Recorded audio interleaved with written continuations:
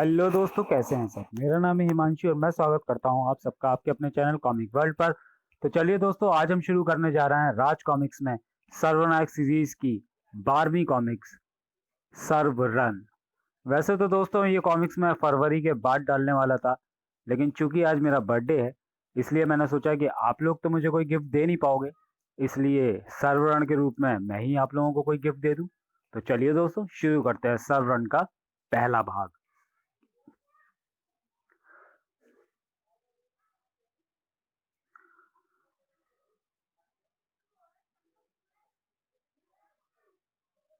पूर्व सार। प्रत्येक युग में छाया पाषाण दानवों का खतरा, जिन्हें रोक सकने वाले महानायक रहस्यमय रूप से गायब होकर पहुंच गए युगम क्षेत्र में, जहां समय के प्रतिपालक युगम के आदेश पर उन्हें लड़ना था अपने जीवन का महानतम युद्ध, सर्वनायक प्रतियोगिता। इस प्रतियोगिता के परिणाम पर टिका है एक युग का अस्तित्व। जो युग यह प्रतियोगिता हारेगा, उसका अस्तित्व इस ब्रह्मांड से मिट जाएगा। अब तक संपन्न 5 स्पर्धाओं में पूर्व काल के महानायक वर्तमान काल के महानायकों से पराजित होकर 2-3 से पीछे हैं। अब अगली स्पर्धा खेली जा रही है ध्रुव और गोजो के बीच, जिसमें पहला चरण जीतकर ध्रुव ने पूर्व काल पर मंडरा रहे संकट को और भी गहरा दिया है। साथ ही स्पर्धा में पराजित होकर गोजो गंवा चुका है अपनी सप्त शक्तियों को। युगम क्षेत्र से दूर पृथ्वी पर विस्तृत ब्रह्मांड रक्षकों और समस्त खलनायकों के बीच चल रही है गर्भगृह पर एकाधिकार की लड़ाई। वॉर हेडक्वार्टर की रक्षा करते हुए नक्षत्र वीर गति को प्राप्त हो चुका है। किंग सिटी के पतित नायक वेगा, लीजा और अभेद भी वनवास से वापस आकर निभा रहे हैं गर्भगृह की रक्षा का कर्तव्य, जिसे निभाते हुए अभेद ने अपना बलिदान देकर साबित किया कि विजय प्राप्त करने वाला ही सदा नायक नहीं कहलाता। वास्तव में नायक वह है जो अपनी गलतियों से सबक लेकर उन पर विजय प्राप्त करे। पृथ्वी पर मंडरा रहे खतरे से बचने हेतु महाशक्ति प्राप्ति के लिए महात्मा कालदूत नव ब्रह्मांड रक्षकों और महाखलनायकों के माध्यम से करवा रहे हैं सर्व मंथन। पृथ्वी के विनाश से पूर्व पूर्ण हो सकेगा यह सर्व मंथन। कौन सा युग जीतेगा यह सर्वनायक प्रतियोगिता, किस युग का अस्तित्व समाप्त हो जाएगा समय धारा से, ये तो समय ही जाने। उपरोक्त घटनाक्रम सर्वनायक श्रृंखला के पूर्व प्रकाशित खंडों युगांधर, सर्वयुगम, सर्वदमन, सर्वसंग्राम, सर्वसंगार, सर्वमंथन, सर्वसंधि, सर्वक्रांति, सर्वशक्ति, सर्वागमन, सर्वव्यू एवं सर्व प्रलय में वर्णित है। अब आगे की कथा पढ़ें प्रस्तुत खंड में। प्रस्तावना आरंभ। नरक का तानाशाह, बर्लिन सिटी जर्मनी। वर्तमान धरती, जिसका वर्तमान स्वरूप अत्यंत भयावह है। विश्व आबादी धरती के गर्भ में निर्मित गर्भगृह में शरण लिए हुए है और धरती के ऊपर पसरा है तामसिक शक्तियों का साम्राज्य।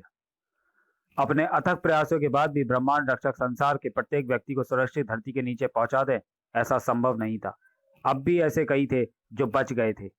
अब खाली घरों में बचा हुआ खाना और राशन ढूंढकर उस पर जिंदा रहने का फॉर्मूला काम नहीं आएगा। हाँ, अब सारी चीजें धीरे धीरे खराब हो रही हैं।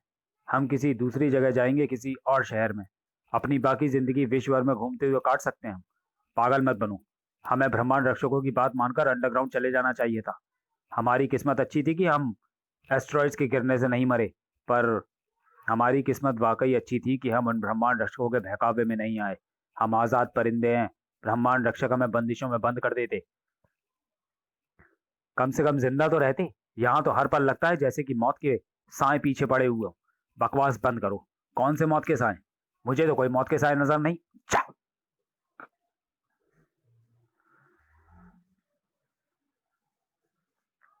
मैंने कहा था ना कि मौत के साए नजर आते हैं। ये नहीं हो सकता। ये तो नाजी सोल्जर्स हैं।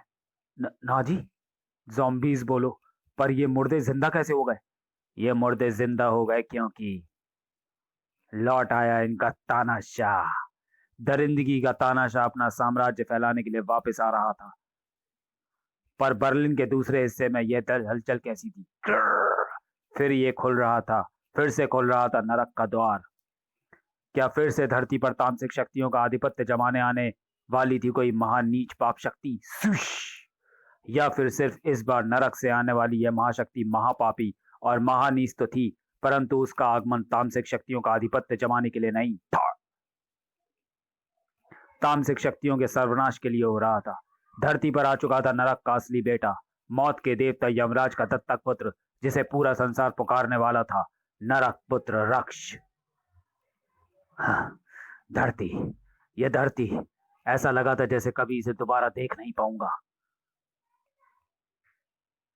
बचाओ! आह!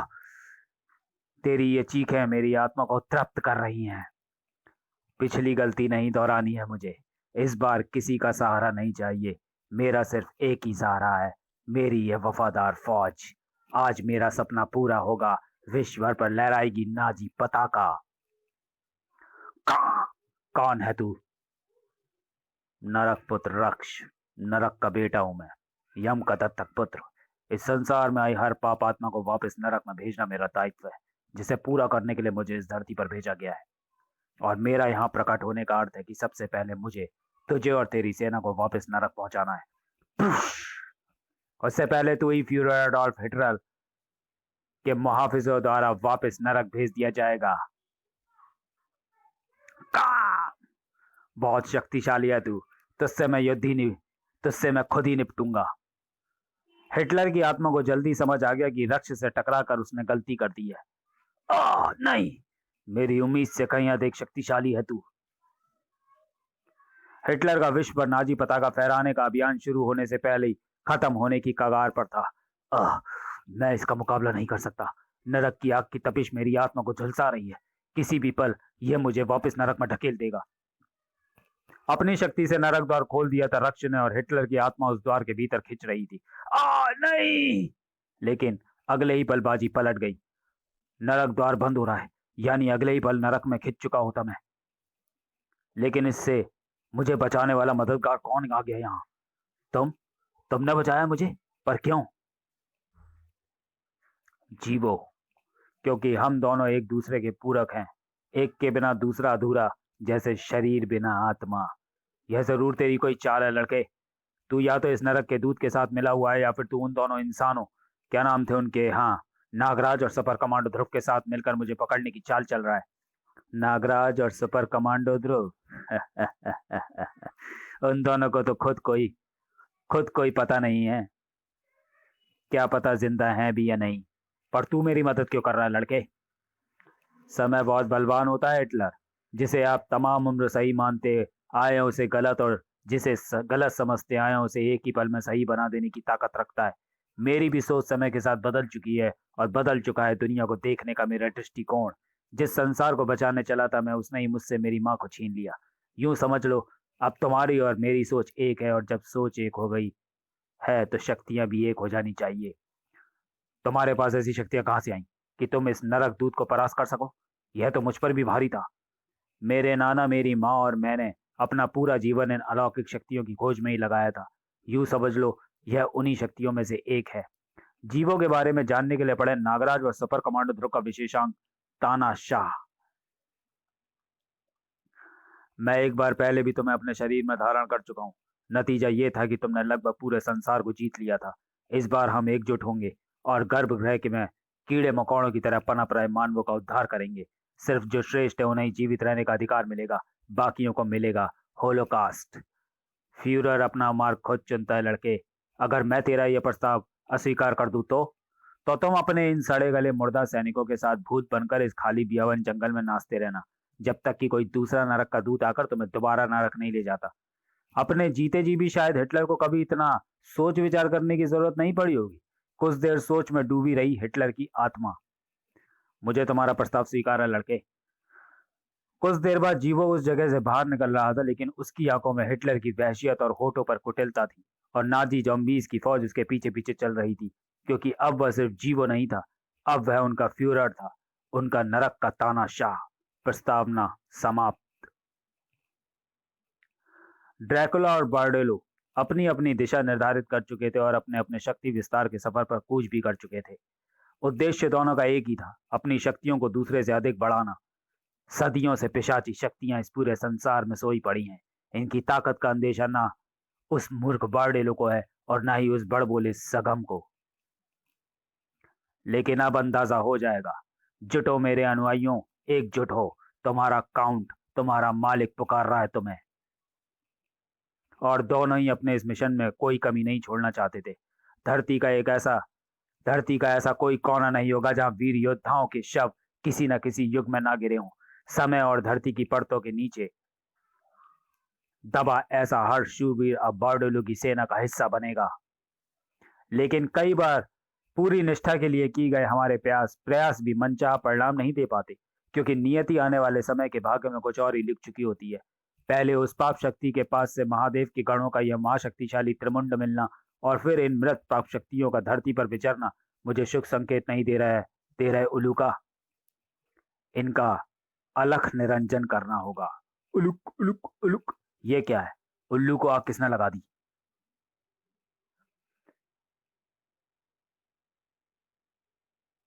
यह अलख निरंजन है, कभी बुझती नहीं, पाप को जलाती है, और तुझ जैसे पापियों को भी। अलख निरंजन कौन है तू? तेरे शरीर पर तो शमशान की भस्म चढ़ी हुई है। महादेव का भक्त, शमशान काली का पुत्र, मैं हूं अघोरी। अघोरी हो या लल्ला लल्ला लोरी, मेरा रास्ता क्यों रोक रहा है? क्योंकि तू मुर्दा है, और मुर्दे दो ही जगह अच्छे लगते हैं मुझे, चिता के ऊपर, कब्र के नीचे। मैं नहीं जानता तू कौन है, पर फिक्र मत कर, बारडेलो जल्दी तुझे भी इन दो जगहों में से किसी एक जगह पहुंचा देगा। ये क्या? तू तो मरने से पहले ही बेताल बनकर उल्टा लटक गया है। तू अघोरी की शक्तियों से भी परिचित नहीं है मुर्दे। अगले ही पल जो दृश्य देखने को मिला उसने बारडेलो जैसी महापापी और महापराक्रमी पापात्मा को भी विस्मित कर दिया। या! और बर्दाश्त करना बारडेलो की फितरत में नहीं था। पूरे वेग से उल्टे लटके अघोरी पर झपटा बारडेलो, लेकिन अगले ही पल वाकई बेताल की तरह अघोरी उसके कंधों पर सवार हो चुका था। तो जैसी महाशक्तिशाली पापात्माओं को काबू करने के लिए उस पर सवार होना, उसे अपने अधीन करना अत्यंत आवश्यक है। हाँ, उतर नीचे। यह क्या कर रहा है? बारडेलो को शमशान की राख से सराबोर करता चला गया अघोरी। यह माता शमशान वासिनी की सिद्ध की हुई भस्म है। शमशान की भस्म हर पाप हर बुराई को खाक कर देती है। तेरी सभी पाप शक्तियां शमशान भस्म में दब जाएंगी। तेरे बाद तेरी सेना का भी यही हश्र होगा। कुछ ही देर में जब शमशान भस्म वापस अघोरी के मायावी बटुए में समा रही थी, तो उसमें बारडेलो और उसकी साइकिलिंग सेना भी शामिल थी। अब ये पाप आत्माएं यहाँ से कहीं नहीं जाने वाली। चल उलूका, अभी बहुत पाप शक्तियां धरती पर खुली घूम रही हैं, जिनका अलख निरंजन करें। उलुक उलुक। इरी के जंगलों में वह आयाम द्वार खुल रहा था, जिससे फ्यूरर और उसकी ज़ॉम्बी नाजी सेना बाहर निकल रहे थे।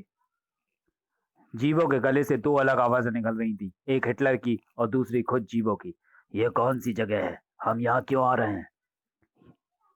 यह दुनिया इंसानों से खाली हुई है हिटलर, जिसका मतलब है कि अब धरती पर विचरने वाली हर पाप शक्ति इस पर अपनी दावेदारी जता रही है। गर्भगृह के इंसानों पर राज करने से पहले इन सभी दावेदारों को कुचलना होगा हमें। तो फिर देर कैसी, कूच करो इन पर। तो चलिए दोस्तों, समाप्त करते हैं इस वीडियो को, और मिलते हैं सर्वरण के दूसरे भाग में अगले वीडियो में। तब तक के लिए धन्यवाद।